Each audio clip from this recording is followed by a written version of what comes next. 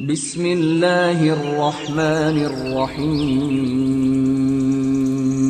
الحمد لله رب العالمين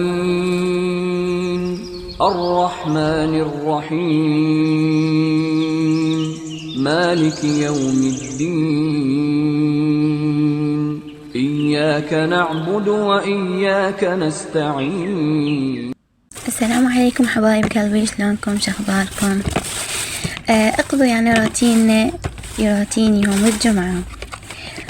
طبعا احب يوم الجمعة، ما اعرف يمكن الناس كلها تحب يوم الجمعة لان العائلة كلها تلتم على سفرة واحدة. اليوم سوينا سمة شوي بعشي طبيعي. الجمعة دائما سمة شوي.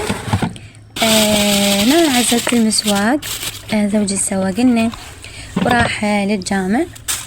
هنا أنا بديت أعزل بالمسواق وأطبخ. بعد تدرون إحنا النسوان ما عندنا شغل نعمل غير بس التنظيف والطبخ، فبديت أنا أعزل بالمسواق كله. حطيته كله بالثلاجة وغسلته. صدفة ما مسوقين هواي، إحنا سوقنا قليل هاي الفترة. فهنا أنا بديت أعزل المسواق.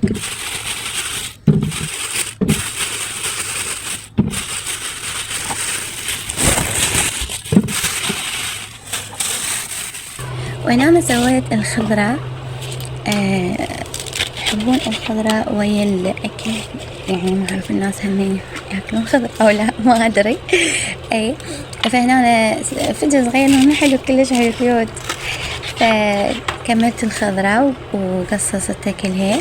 طبعا إحنا نقصها بالسكينة، أكو بهم لا يعني يلقطون الخضرة واحدة واحدة ويطلعوهن يعني يقصون. أنا ما أدري، متعودة إنه أقصنها وأخليها بالهذا قطعتها.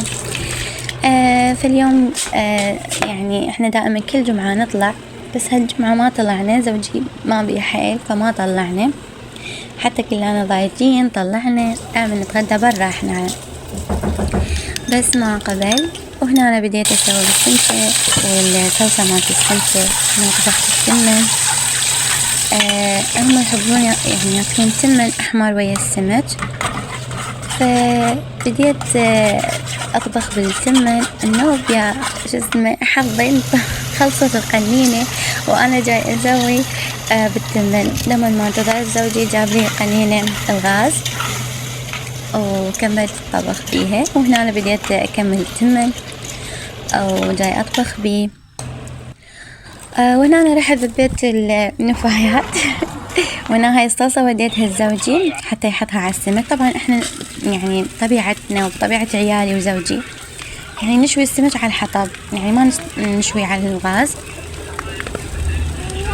فهنا بدينا نشوي السمكة على الحطب، يعني الريحة حلوة أنا أحبها.